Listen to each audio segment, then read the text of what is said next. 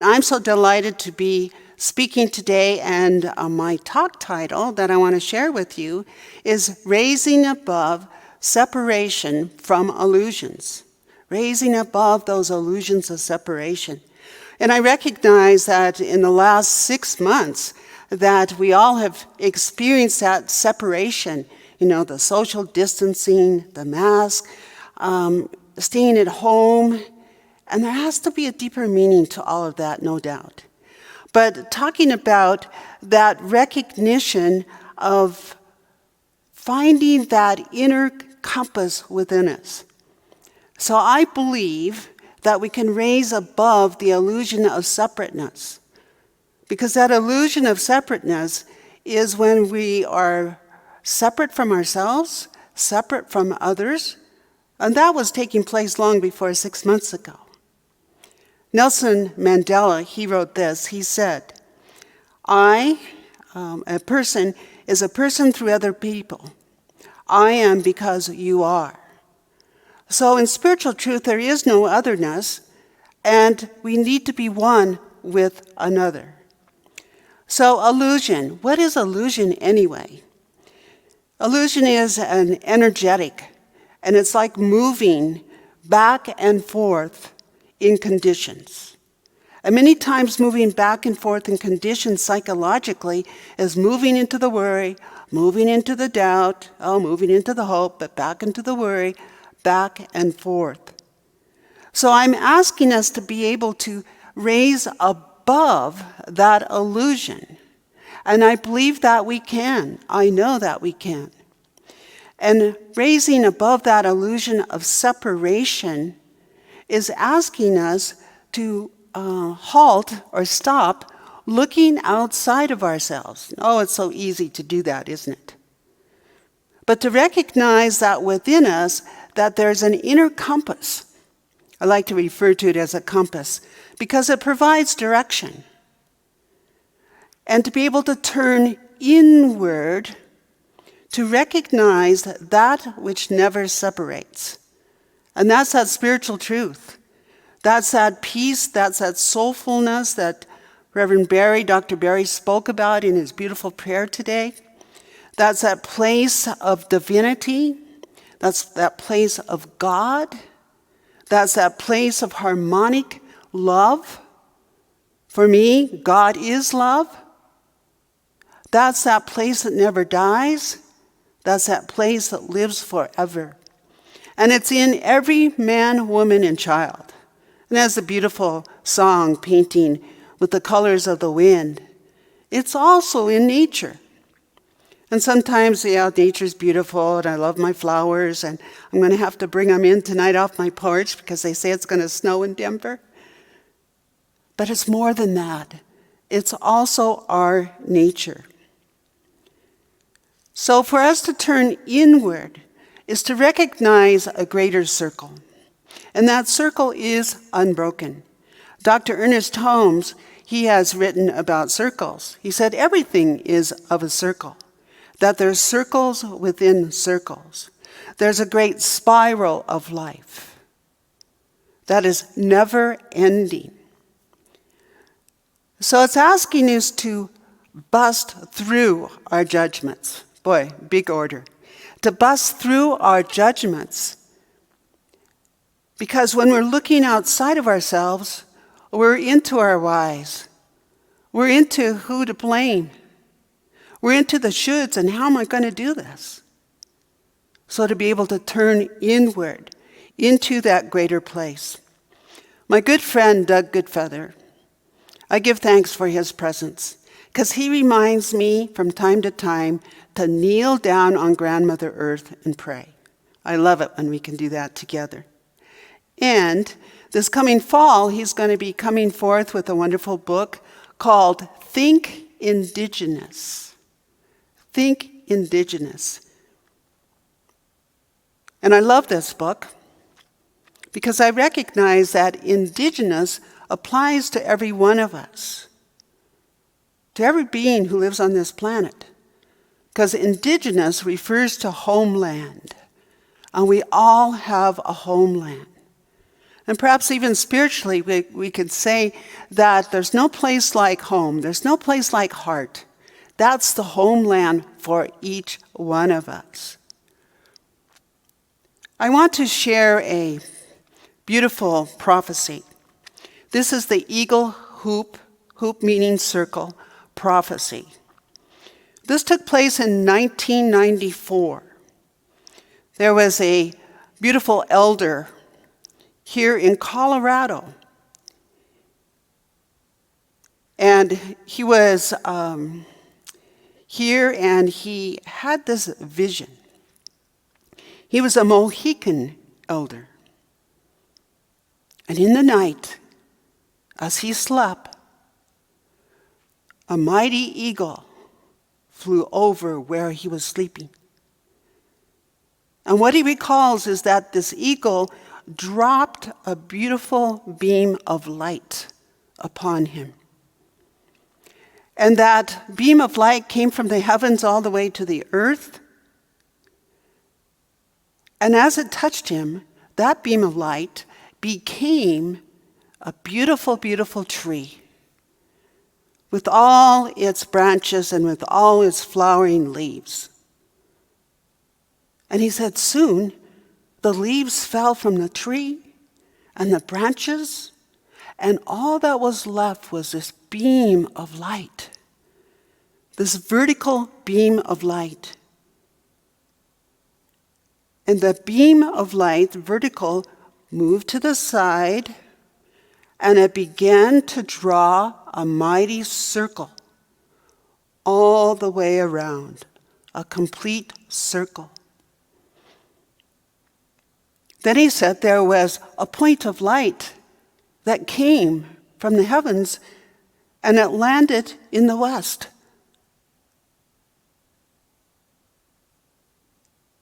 There was another point of light that came from the east, another point of light that came from the south.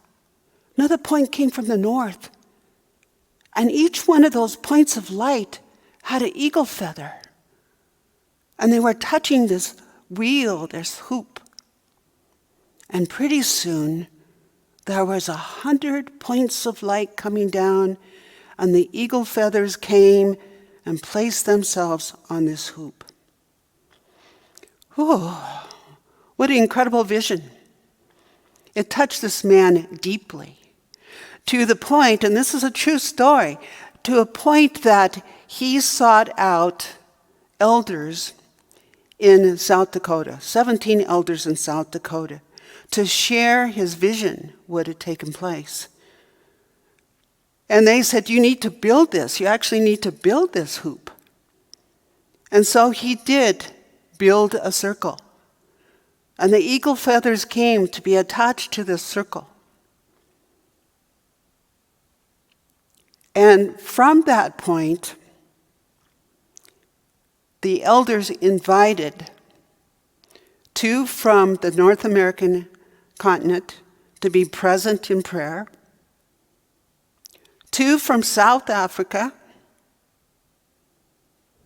1 elder came from Finland to represent the white nation race of beings.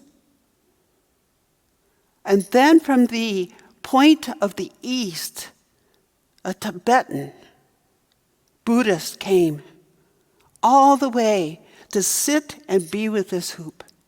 They said it was so beautiful because as they all came and prayed, there was chants and there was meditation, there was spoken prayer, and it just raised them all to that place of, have you ever been in a space in prayer or even when you're laughing where you're kind of beyond time? Well, it sounds like they were beyond time. And so what took place from the elders that gathered from around the world, they said, we need to take this hoop to the world. And so it traveled to 35 states, to Canada, and to the world. And I'm also aware, I know this was 1994, seems like a long time ago, but I also recognize that when I was present down in the southern hemisphere, in Peru, that an elder there showed me a huge wall, a mural that had been painted just about that same time in history of how people could come together and be one. Then they told me that some of the Mayan elders that had lived on the top of mountains, 22,000 feet, for they went there thousands of years ago, some of them, their ancestry, to be able to hold the truth they knew.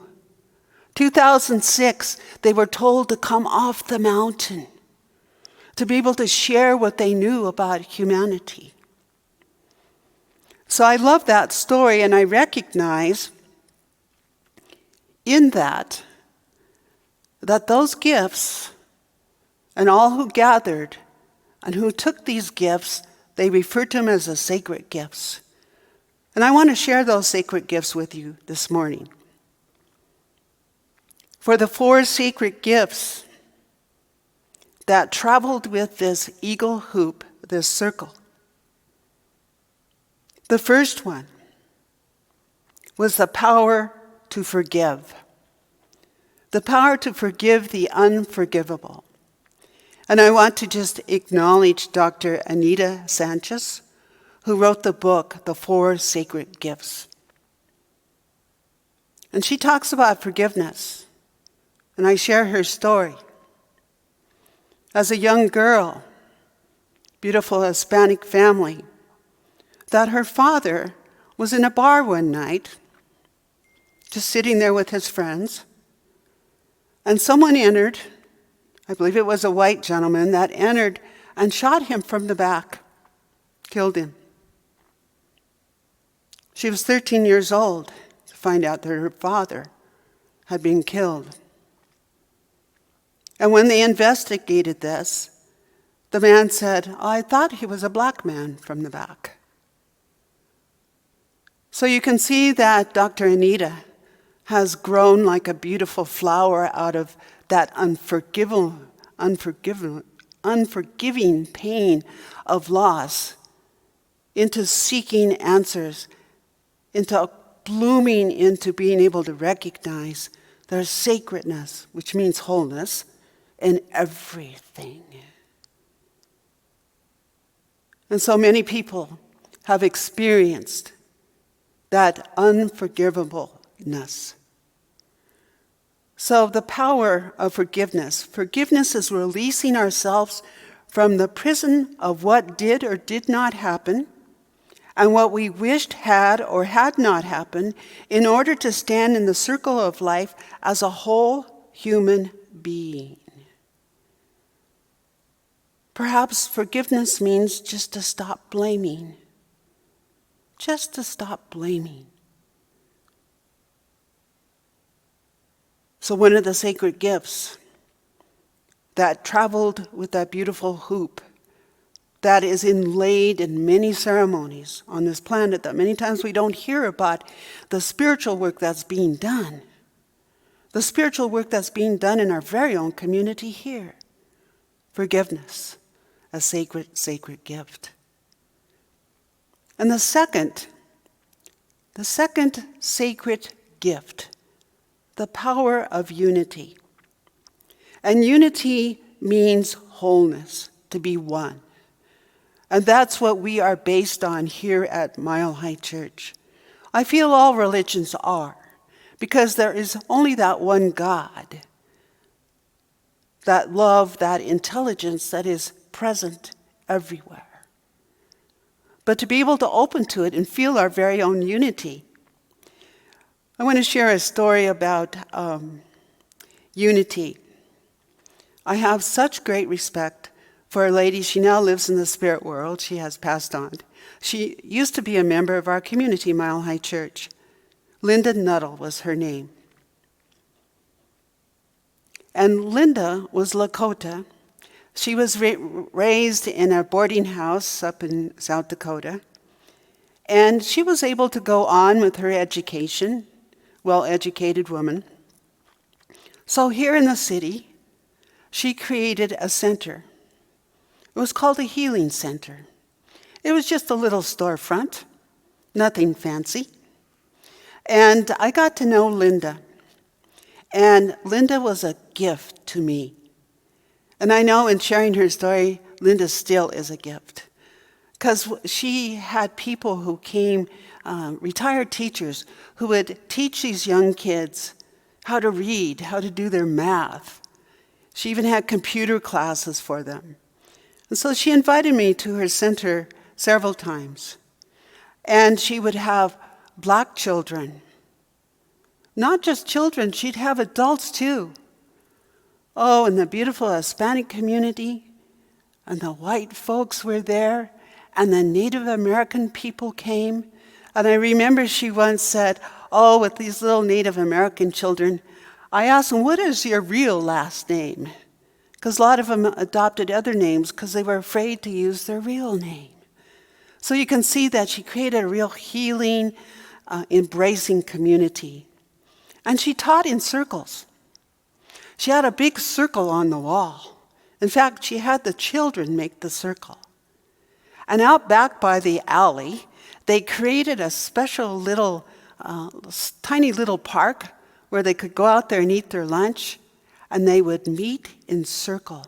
And she would teach in circle.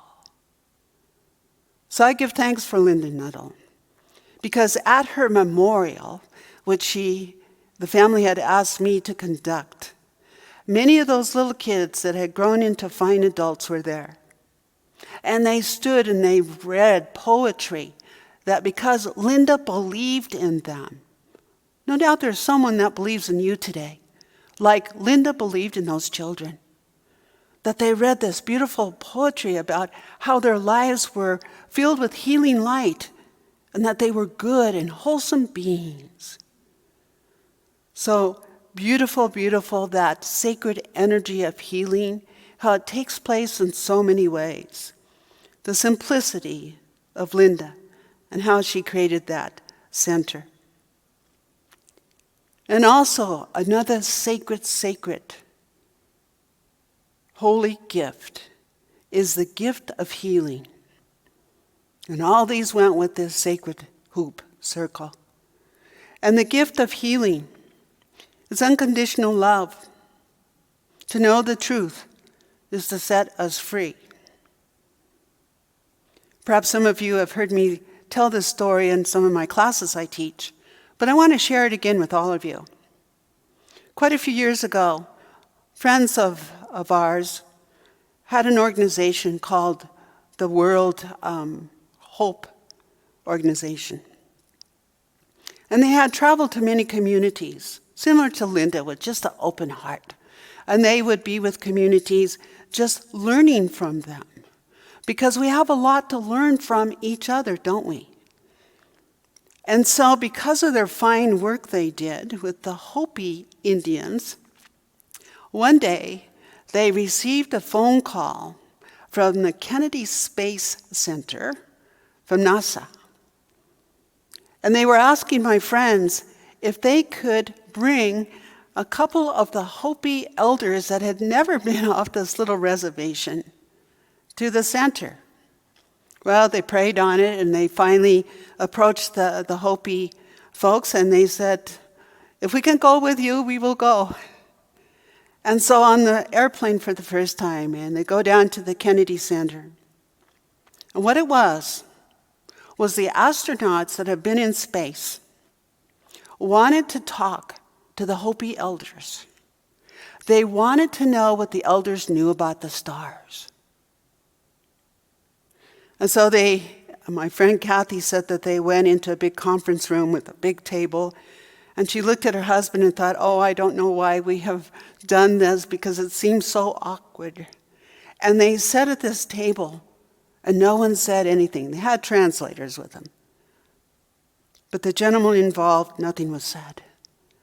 And she said then all of a sudden, one of the Hopi elders began to sing his prayer out loud. And I quote my friend Kathy. She said, everything came to a circle. And they were able to share and to talk together and learn from each other what the astronauts had seen and what the Native Americans had seen. Precious, precious truth. So that healing takes place.